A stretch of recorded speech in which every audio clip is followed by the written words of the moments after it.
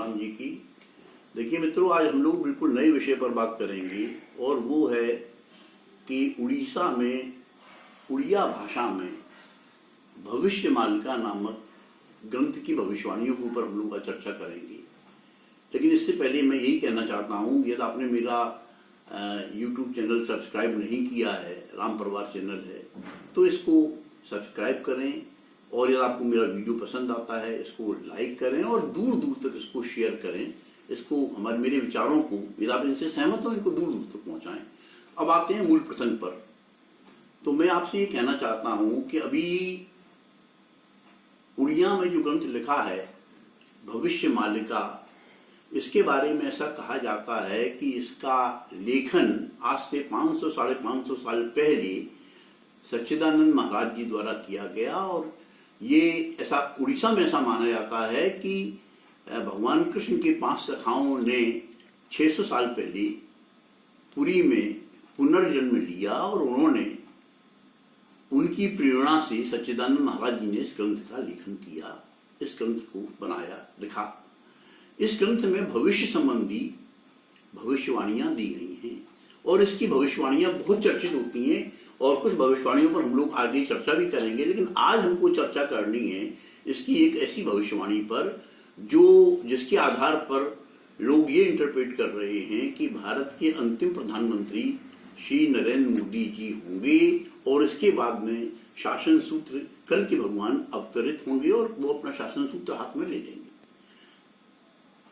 तो देखिए मित्रों, मैं ये मानता हूं कि इसका इंटरप्रिटेशन इस भविष्यवाणी का बहुत गलत किया गया है। देखिए, भविष्यवाणी में कहा गया है कि भारत का अंतिम प्रधानमंत्री कुमार होगा, अर्थात कुंवारा होगा। भारत का अंतिम प्रधानमंत्री ब्रह्मचारी होगा और भारत का अंतिम प्रधानमंत्री योगी होगा और भारत का अंतिम प्रधानमंत्री सूर्य के समान नाम और काम वाला होगा।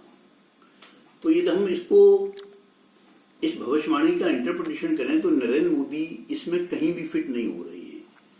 देखिए, हिंदू सनातन परंपरा में जिस व्यक्ति का विवाह होता है उसे कुंवारा या कुमार नहीं कहते, तो नरेंद्र मोदी जी न कुमार है न कुमारी है।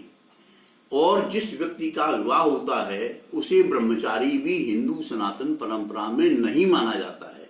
तो नरेंद्र मोदी जी इस अर्थ में हिंदू सनातन परंपरा के हिसाब से ब्रह्मचारी भी नहीं है, नरेंद्र मोदी जी गृहस्थ हैं।